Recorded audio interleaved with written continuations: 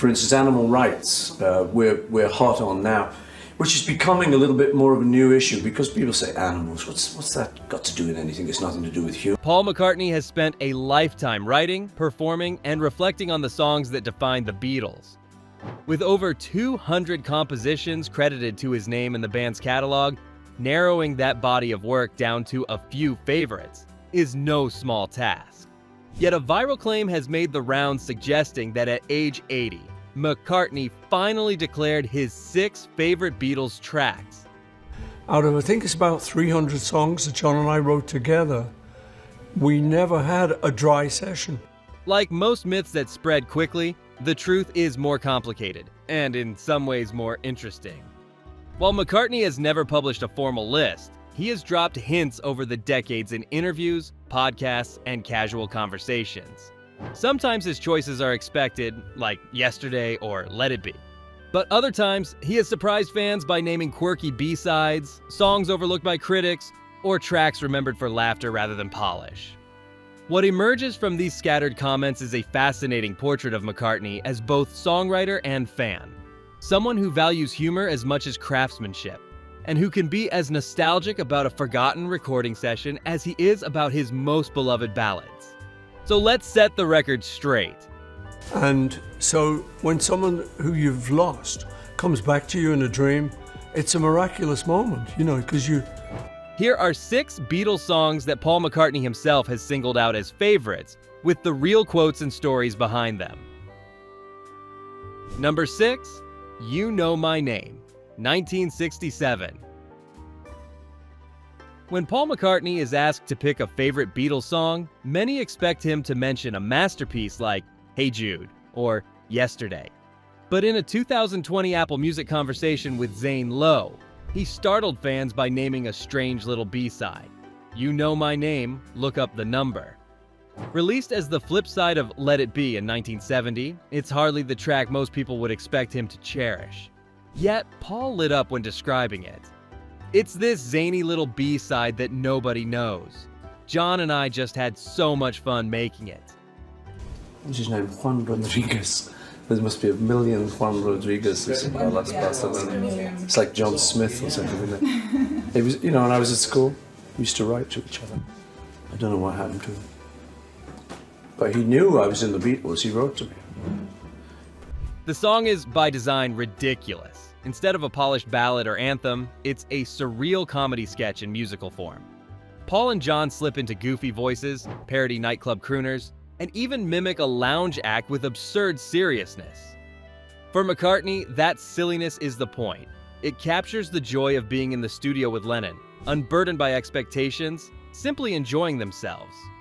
He has explained that he likes to cite this song because it was such a fun memory, and because it reflects the offbeat humor that fueled so much of the Beatles' creativity. To many listeners, the track might sound like a throwaway experiment, but for McCartney, it represents a side of the band that's often overlooked: their ability to play, to laugh, and to make music without worrying about how it would chart. The Beatles weren't always crafting anthems for the ages. They were also 4 young men amusing themselves, trying out voices and seeing where imagination led them. In hindsight, You Know My Name, Look Up the Number almost feels like a time capsule of the Lennon-McCartney partnership. Long after the song was tucked away on a B-side, McCartney kept returning to it with affection. It wasn't about critical acclaim or legacy, it was about fun. The kind of fun that can't be faked. That explains why he so often surprises people by naming it as his favorite. It's not a calculated choice or a boast about songwriting genius. It's an honest answer that reveals how much he valued laughter and spontaneity, even in a career dominated by hits. And then we actually sat down with the orchestra and they opened the music and they tried to play it. It was, a little bit like this. It was a great experience. I want to do it again. I'd like to do it again, but I'd have to have some time. I think next year I'm going to find some time after the tour. So here's a question for you. If you had to pick 6 Beatles songs to carry with you for the rest of your life, which would they be? Would you go for the monumental hits or the overlooked gems filled with laughter and memory? And I never wanted to listen to it because it was Beethoven and Tchaikovsky and sort of big words like that and Schoenberg. I always thought For McCartney, You Know My Name, Look Up the Number, isn't just a Beatles oddity.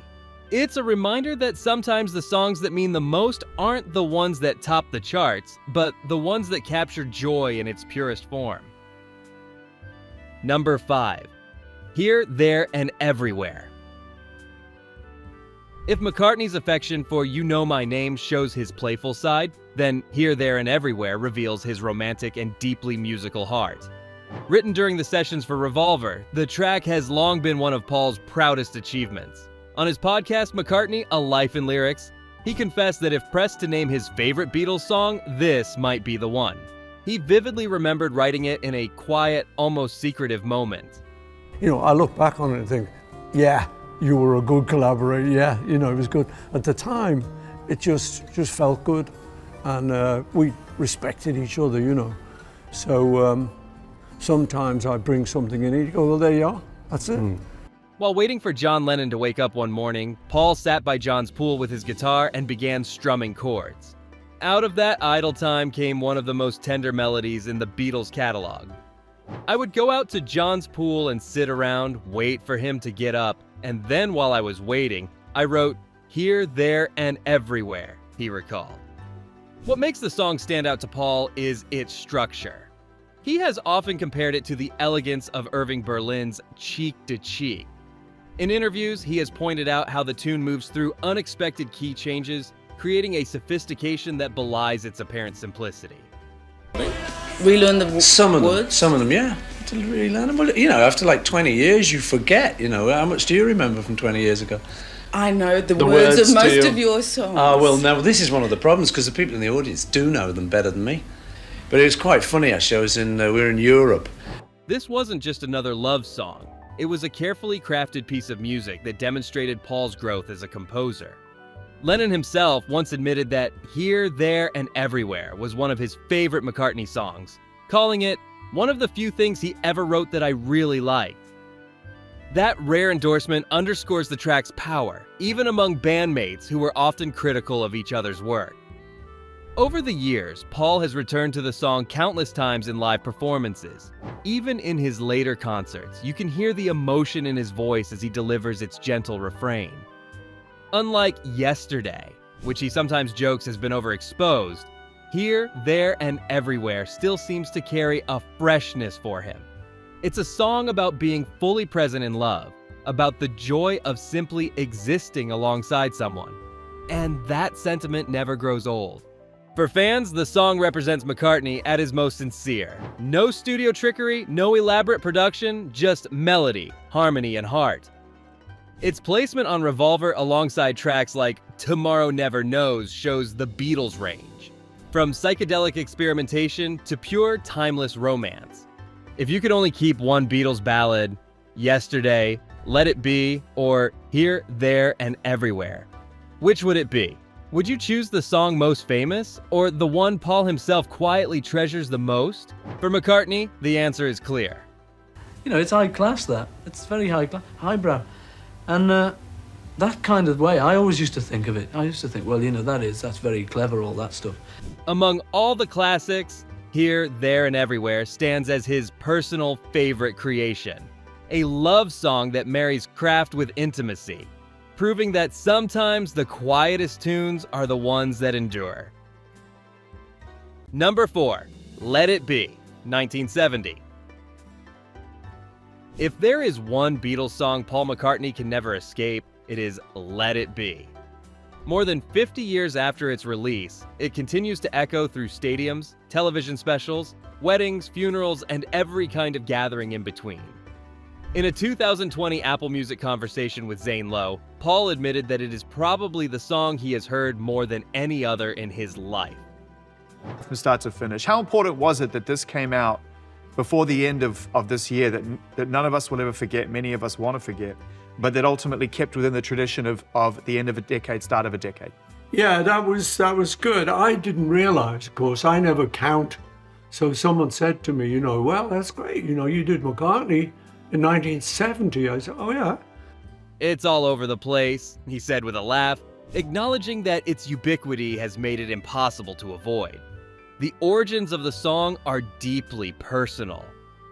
McCartney has often told the story of the dream that inspired it. My mother was Mary Patricia Mohan McCartney, and a good Catholic girl from Ireland, came over when she was 11. She died when I was quite young still, and much later when the Beatles were having success around about the time of Let It Be. At a time when the Beatles were fracturing and tensions within the band were high, Paul dreamt of his late mother, Mary. In the dream, she appeared to him and said, "It's going to be okay. Just let it be." In the dream, which is always lovely, you know, and people who've been long gone come in dreams, because you actually meet them again. Even if it's just within the confines of your own head, it's still lovely. You're actually chatting to them, which is a big plus, you know. And she was in the dream, and she sort of said, it'll be all right, it'll be all right. And she was very sort of calming, and I sort of woke up thinking... The reassurance struck him with such clarity that when he awoke, he carried the phrase into music. The opening piano chords that followed became the foundation of one of the most universal songs in modern history. Despite its spiritual overtones, Let It Be is not tied to any religion. McCartney has been clear that it was not meant as a hymn, but as a message of comfort. That universality is what has made it resonate across generations and cultures. Whether sung in a church choir or shouted in a pub, the words offer the same reassurance. When faced with hardship, acceptance can bring peace. Ironically, while the song has provided solace to millions, its recording came during one of the Beatles' most turbulent periods. The Let It Be sessions were marked by arguments, weariness, and the looming end of the band. To McCartney, the song was a lifeline, a reminder of calm amid the storm. For listeners, it became the anthem of that very moment, a gentle farewell wrapped in hope. Over the years, Paul has performed the song at countless concerts, often saving it for the climax of his shows. Each performance feels like both a duty and a privilege. Duty, because audiences expect it. Privilege, because the song still connects so powerfully. Yet he has admitted that its constant presence in his life makes it hard for him to hear it fresh anymore. For Paul, Let It Be is both his most omnipresent creation and one of the hardest to reclaim personally. And that tension makes it fascinating.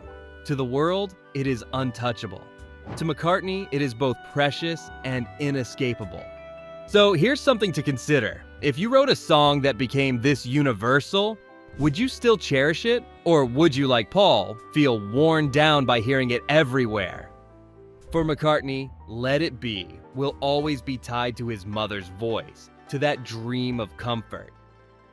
I'd hate to think what would happen if I didn't have her.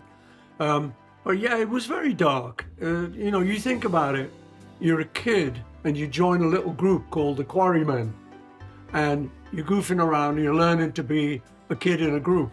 And you go out to Hamburg and you learn more, you come back and you climb the sort of ladder of success.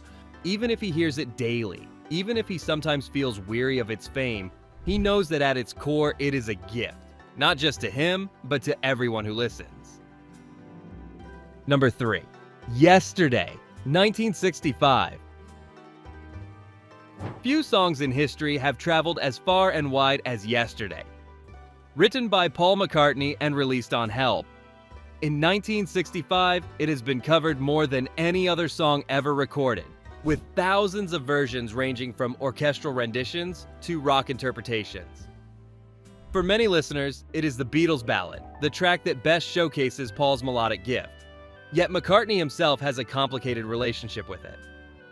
And it's not often songs arrive like that. I just think it was very magical the way that arrived. People would say through the "Do you believe in magic?" I'd quote that as an example of why I sort of have to. In a candid interview with Far Out magazine, Paul admitted, "I think Yesterday, if it wasn't so successful, might be my favorite." That single remark reveals a fascinating tension. On the one hand, he is proud of the song, acknowledging the beauty of its melody and the elegance of its lyrics.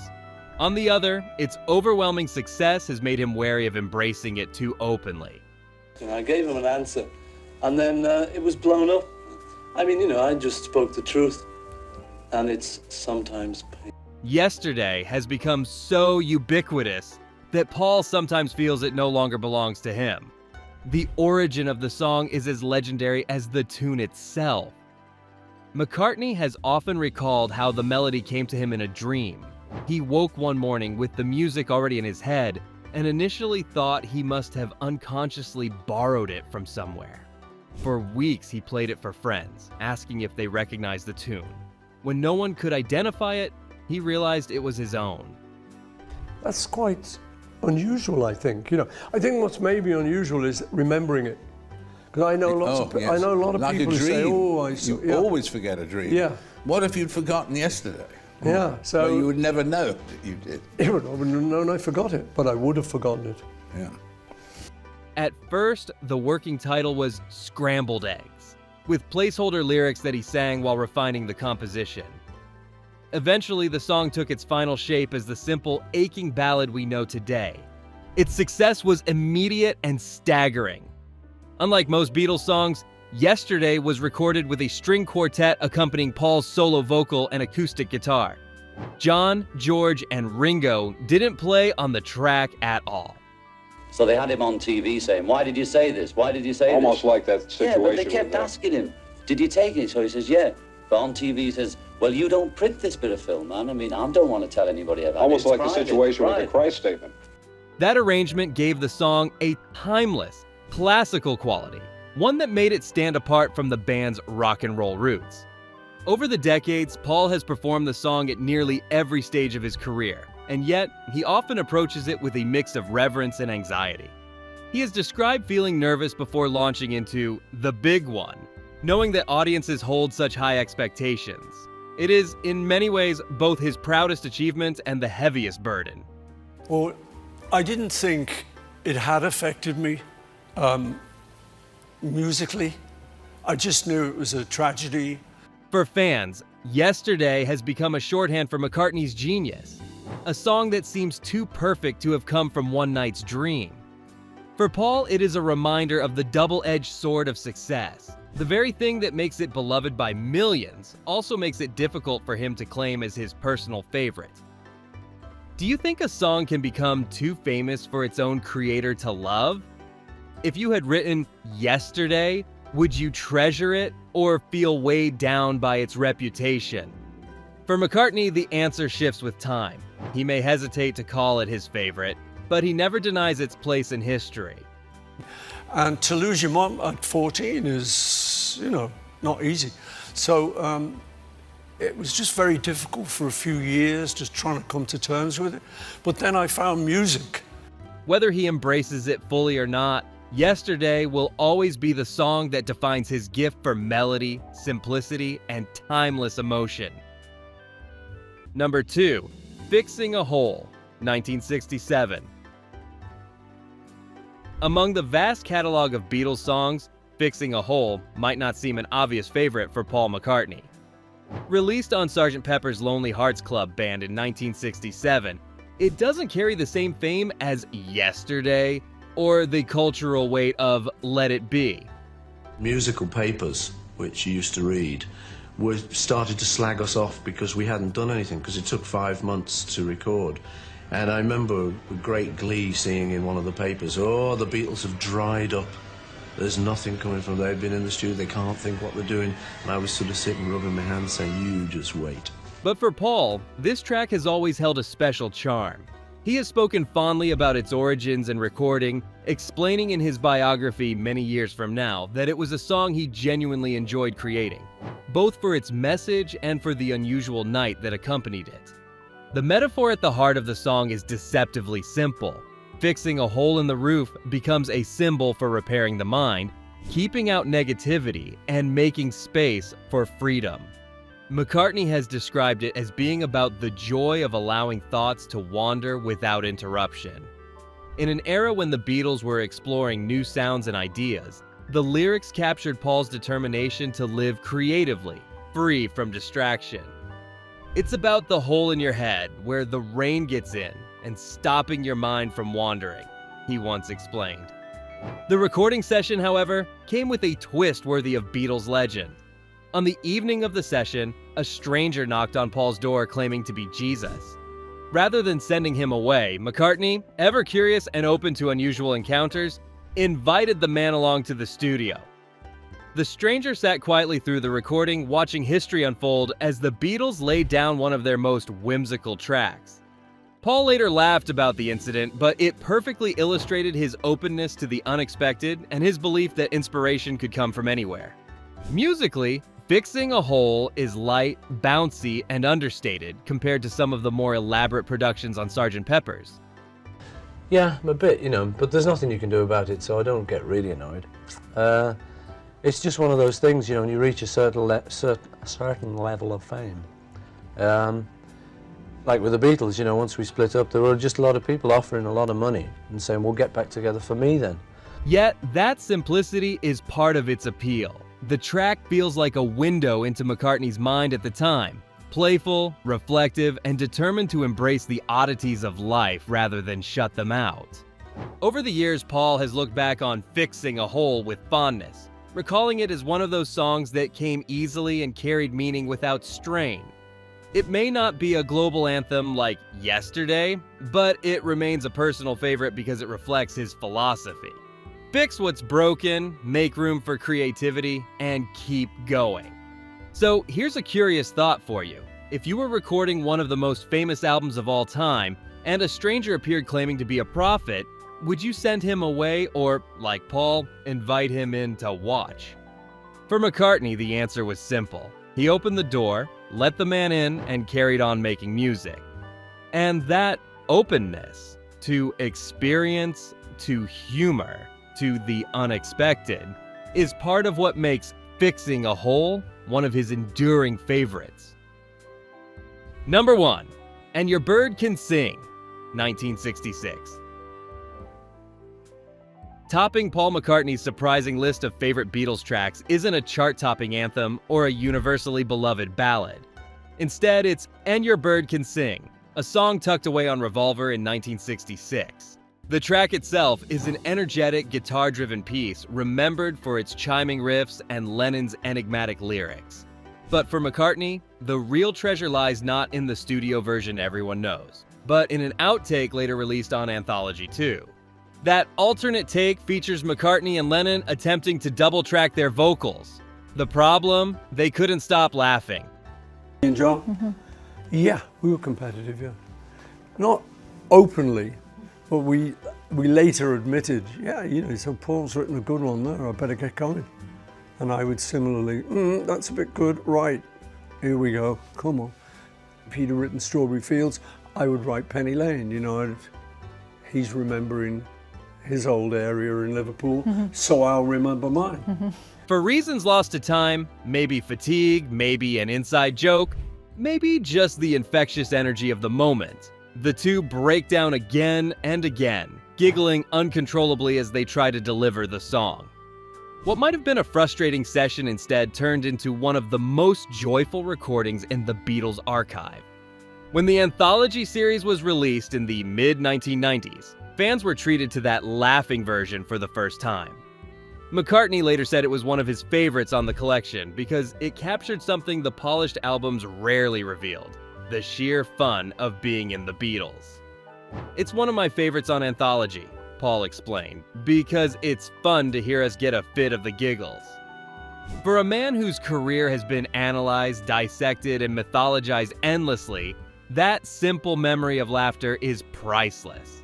It reminds him, and us, that the Beatles were, at their core, 4 young men in a room, making music and enjoying each other's company.